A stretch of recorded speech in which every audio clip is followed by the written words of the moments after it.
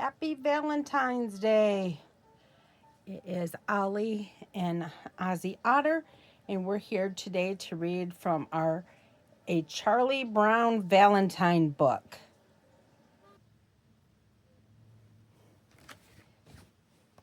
Valentine's Day is around the corner. Charlie Brown and his friends are busy preparing for the big day and hoping to receive Valentines of their own.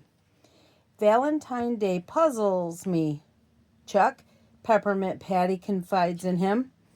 If someone gives you a great big Valentine, does that mean they love you?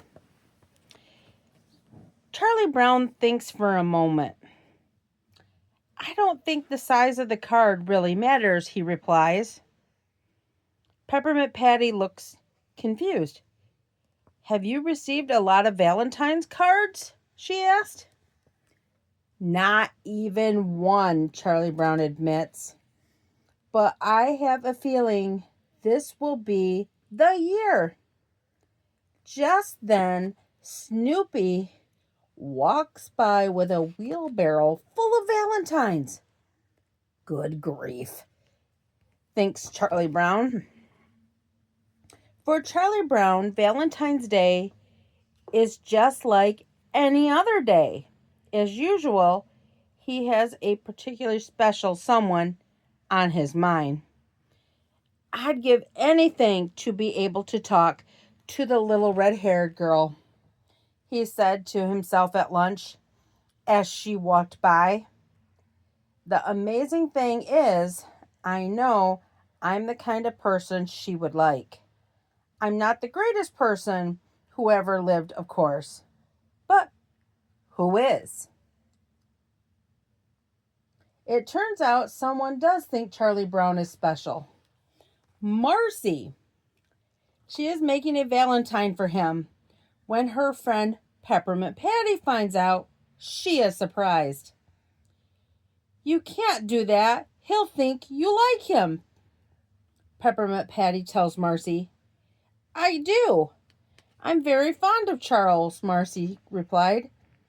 That's when Peppermint Patty realized she likes Charlie Brown too. After school, Marcy walks to Charlie Brown's house and asks him an important question. I may or may not be sending you a Valentine, Charles. So I need to know something. Do you like me? Marcy asked. Do I what? Charlie Brown asked. Not really listening. What? Forget it, Marcy tells him. Marcy tells Peppermint Patty she isn't giving a Valentine to Charlie Brown after all. The next day, Peppermint Patty walks home with Charlie Brown and stands by as he checks the mailbox. When he sees an envelope inside with his name on it, his face lights up. Got a letter here, hey Chuck, Peppermint Patty said. Charlie Brown reads it out loud. I know you like me, and in my own way, I like you too. Then he turns to Peppermint Patty and excitedly, I think it's from that little red-haired girl. Peppermint Patty scowls. The letter is from me. You like me, Chuck, she insists. I do? Charlie Brown asked. He doesn't want to hurt her feelings, but he really thought the little red-haired girl sent him a Valentine. I guess it is too good to be true, he thinks. Charlie Brown can't help it. His heart belongs to the little red-haired girl. He is determined to find the courage to give her a Valentine. So he makes a card and shows it to Sally and Snoopy. Sally is worried. What if she laughs in your face? She asked her big brother. Charlie Brown sighs. At least I would be near her. Charlie Brown asked Snoopy to help him practice delivering the card. Charlie Brown goes outside their house and holds out the Valentine and rings the doorbell. Snoopy comes out wearing a bright red wig. He isn't much help, so Charlie Brown sets off for the little red-haired girl's house, rehearsing his speech along the way. Here, sweet little red-haired girl, I made this valentine for you, Charlie Brown says as he walks. Then he gulps and begins again. Here, I hope you like this valentine as much as I like you. He tries out a few different smiles and even a wink, but he is too nervous. When he spots a mailbox, he quickly drops the valentine inside without even signing his name on the card. Next, Charlie Brown decides to buy some candy for the little red-haired girl. I'd like to buy a box of candy for a girl who doesn't know I exist. He confesses to the candy store clerk, but nothing too expensive, ma'am. I'll never have the nerve to give it to her anyway. Charlie Brown makes it all the way to the little red-haired girl's house before stopping at a tree near her front door. Too afraid to move closer, maybe I can hide behind this tree and hold this box of candy, he thinks, and when she comes by, she'll take it out of my hand.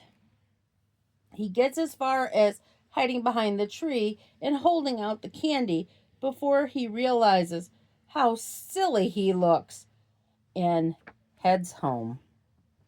Then Charlie Brown gets an idea to invite the little red-haired girl to the school Valentine dance. But he asks Linus to find out if she likes him first. He sits across the room from you, Charlie Brown overhears Linus saying to the little red-haired girl. By the window. No, the last row. Well, sort of round-faced. No, brown, like in town. She doesn't even know who Charlie Brown is. Finally, Lucy tells Charlie Brown to just walk up to the little red-haired girl and introduce himself. I can't talk to her, Charlie Brown blurts out.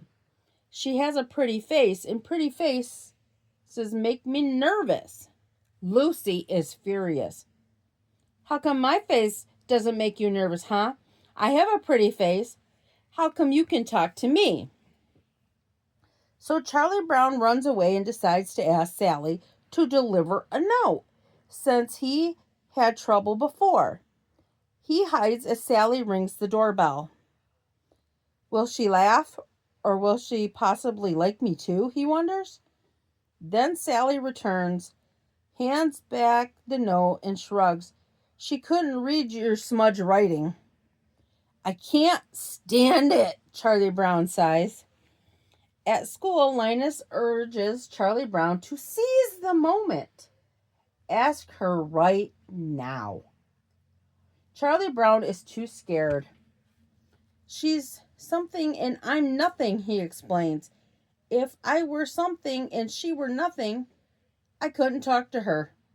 Or if she were something and I were something, or if she was nothing and I were nothing. You know, Charlie Brown, for nothing, you're really something, says Linus. On Valentine's Day, Charlie Brown and Snoopy get dressed up and head to the school dance. Dogs can't come in, says the boy at the door. This kid thought it was a costume ball, so he wore a dog suit, Charlie Brown explains. It works. Soon they are on the dance floor and Charlie Brown spots the little red-haired girl. She's just waiting for you to ask her to dance, Linus says. Go on, Charlie Brown. Knees are shaking, his heart's a pounding. He takes one step and then another. I'm going to ask her. I'm getting there. That's when Peppermint Patty and Marcy pull him onto the dance floor. You sly devil, says Peppermint Patty. We've been looking for you. Soon it's time for the last dance, but the little red-haired girl is already dancing with Snoopy. Good grief, Charlie Brown sighs, realizing that was the last chance. And then he had a happy thought. Linus, maybe she sent me a Valentine, but it was delayed in the mail. Maybe it's in the mailbox right now. I really fancy Valentines with lace. So the next morning, Charlie Brown opens the mailbox. And Snoopy pops out and gives him a big kiss. Snoopy hops to the ground and starts dancing. Then Charlie Brown and Linus are dancing too. Charlie Brown is disappointed that the little red-haired girl didn't send him a Valentine, but he's happy to have such good friends. Besides, there's always next year, he thinks. It's a very happy Valentine's after all. That is the end of our story. Holly and Ozzie on Her want to wish everybody a happy Valentine's Day. Good night.